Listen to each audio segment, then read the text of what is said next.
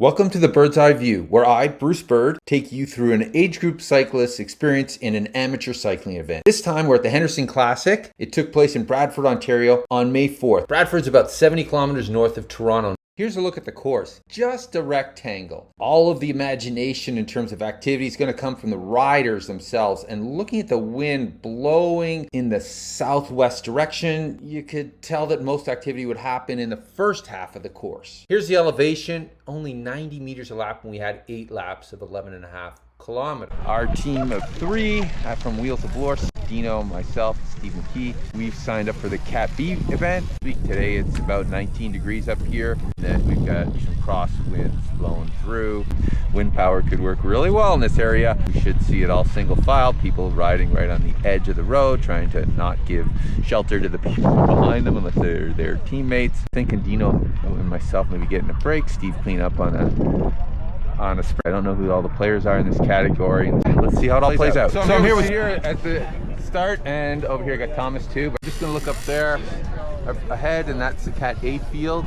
Okay, and it looks like we got 47, right?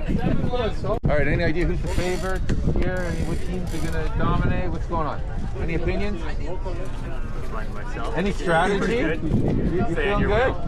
Stay on yours first. Stay on my wheel? Okay. Well, that's easy to do. I don't long train. One long train behind you. Funny how fast the strategy goes. Okay. Yeah. You gotta have legs, right? What kind of tires did everyone choose? I got my skinny boy. 28. 28s. I got 28, 25. Anyone have tubeless? Yes? No? No? Tubeless, right? No tubeless. I had bad experience last year. It's user error because I don't know how to do it properly. I probably haven't taped the rim properly. Get the bike shop to do it. I don't want to Bike shop, good call. We're gonna start pretty soon. Thomas used to work at Wheels of Lore shop, and he's here to have to give it his all. All right, so we got 4 of us in the Wheels of Lore team. That's fantastic. Okay, I'll start again when the race starts. Still struggling with the on-off button. Let's pick up action partway through lap 2, and that'll run until the battery runs out. The wind's coming across this way, and I am at the back of the peloton. All right, moving on a little bit. You can see by the kit, it's my teammate, that's Steve McKee. He's hanging out there. Hopefully he'll be at the front on the finish line. We got a yellow line rule, and there's no way to move up, but Steve figures out a way. Okay, we get to the corner at the end of this first section of the loop, and this will just give you an idea of how many people there are in the group and where I'm at. Yeah, still at the back of the peloton. Sometimes I think I'm like mid-peloton, but I'm really at the back, and I should really take advantage of being at the back in those situations instead of stressing out like I'm in mid-pack. Thanks to the crosswind and some tired legs, I found an opportunity to move up on the left. Here, Reed Lobson's giving me a look. Hey, what's he doing? And Adam Myers was watching me carefully.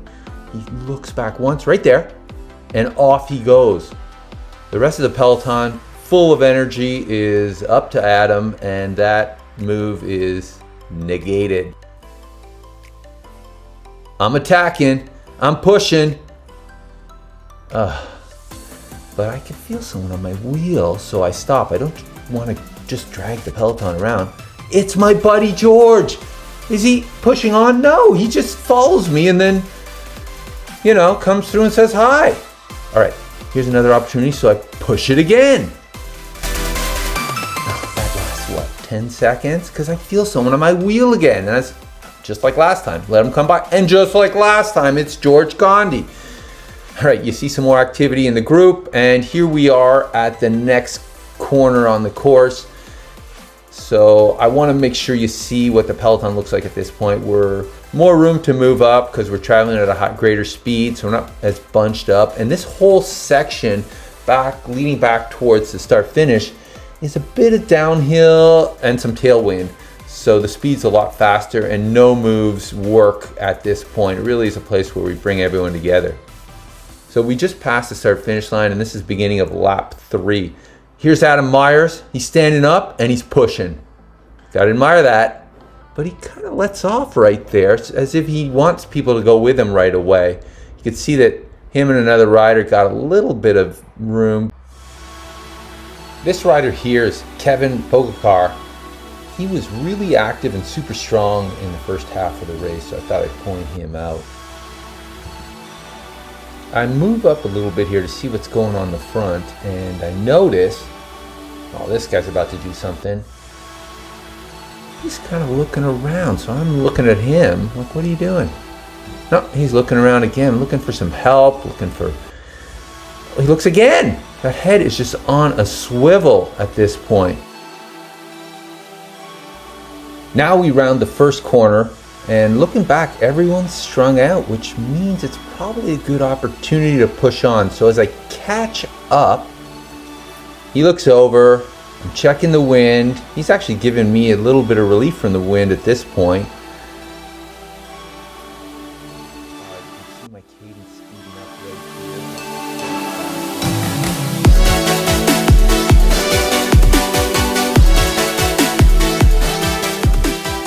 Decent tempo, and I pushed the entire 2.5, 3 kilometers. And here's what it looks like behind. So I didn't drop anyone, but everyone is still completely single file at this point. And who's right behind me?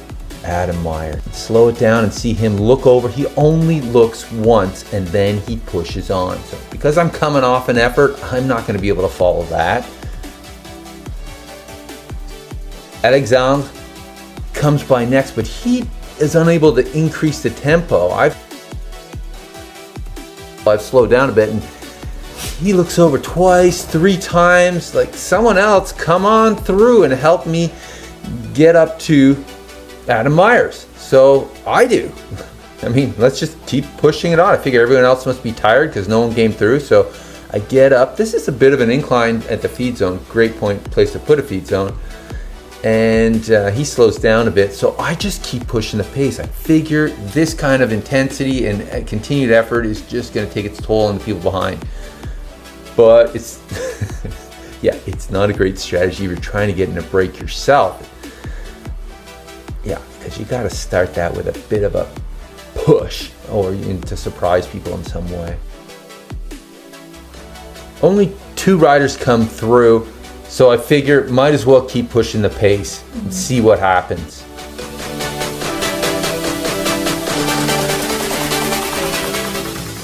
It's a long turn.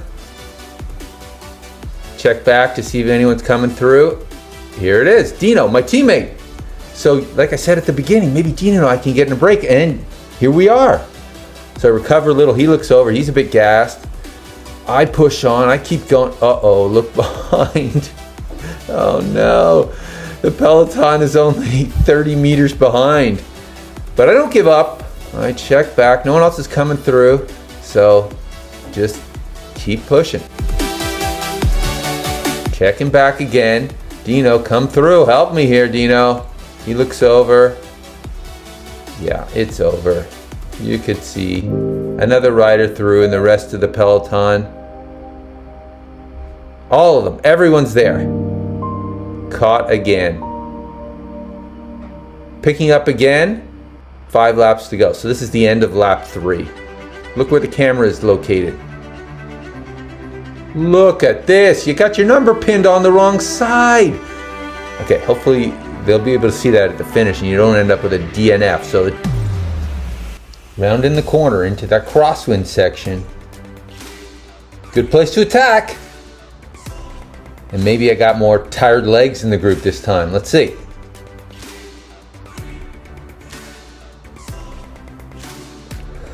Well, that didn't work. And Adam Myers.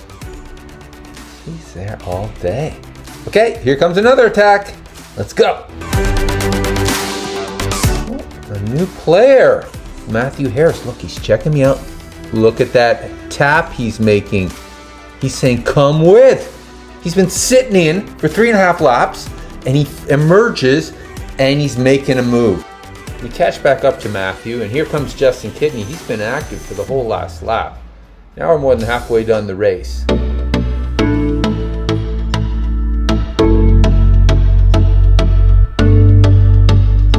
This guy's pushing on, trying to keep us away, keep some pressure on the group. And I leverage that and put in another dig. I'm pushing here. spend some time in the front. Let's see who comes through. Yeah, Matthew Harris. Takes one look, digs in, looks back. You coming with? Let's go. You gotta like this youngster. Couple more looks. Look at, for a break to work, it's gotta be more than me, but ooh, bit of a pain face there. Someone else come in and close that gap, please. Look, he emerges, Andrew Bukowski. So this is the first time we've seen him on the front, and he sort of says, yeah, come on, let's go, Bruce, bring it. We're on that crosswind section here too. But I'm not able to catch up to them right away. I'm kind of hurting and just slowly catching up to his wheel. So we round the corner, heading up towards the feed zone in that little overpass. Just checking back to see if we have any type of gap at all. Yeah, we do. So the three of us have a gap, except we're not quite three of us yet. It's two and me trying to catch. So I'd say that's maybe 8 seconds. See, he's looking back. Where's Bruce? Is he gonna catch us? I think I'm trying. Little by little, here I come. I'm starting to get an advantage of the draft here, like tucking in. But I maxed myself out doing that. Yeah, bridged up, thumbs up. And now we're hitting, we just past the speed zone, this incline, the overpass, over the Highway 400. Yeah, lights out, I'm dropped again. So, oh, come on. So I'm not getting any draft. I'm pushing the move. I'm behind, trying to bridge. Look how far they are. Fast forward. Here I come. Finally catch up. This is not good for a break for sure. Them having to wait a bit for me. Recovery mode. Oxygen. Do your thing. Heart. Let's go. And now I'm recovering and we're moving. All right, Andrew's taking his turn. Now I'm ready to take a turn. Push, push, push, push. Let's go. That's a pretty good long turn. Matthew, Andrew come through. Nice turn by Matthew. Coming up to the turn. Let's see how much of a gap we got. Check it out. What? No. Saving so. Spotted them before, but oh, there they are. Yeah. Again, what, 25 meters, and now we're coming up to the point of reconciliation, of regroupment, and then coming around that corner wide, past the yellow line, with speed. Some of these guys corner a lot better than me. I come through, they look, Matthew's saying, I don't know, what do you think? They're right behind us. And I'm always like, you know what? The whole point here is to push, push, push, tire everyone out, and hopefully set up Steve McKee for a sprint at the finish line at the end of the 8 lap. So I just push anyways. People are tired, let's go. Here comes Steve. Leveraging our work. Okay, what's up now?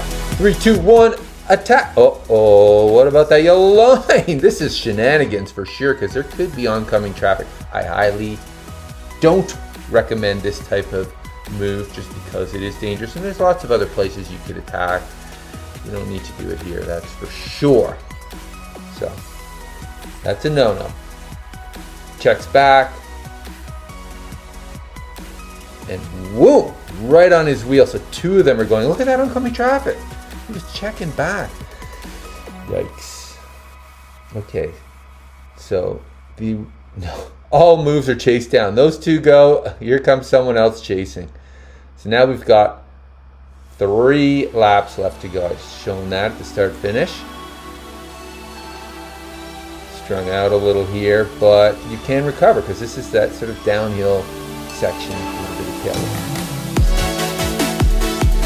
Shuffle, shuffle. Okay, check this out. What's that? Oh, he's feeding. He had something to eat, put it back in, reaches down, grabs a bottle. You see, this is a perfect time to refuel. Nothing happening. He knows this part of the course, no one gets away. So Real top level move. Credit to Matthew. He knows what he's doing and so young. A lot of promise. Love what I'm seeing. More shuffling. Let's go.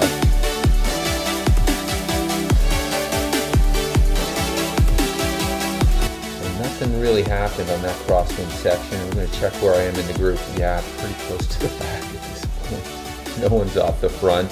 And yeah, 2 wide. 3 wide in some places. That says that it's not strung out, so the pace hasn't really been that strong leading up to this corner. As we go to the feed zone and that little riser, we've seen a lot of activity on this stretch of the course so far. Shuffle.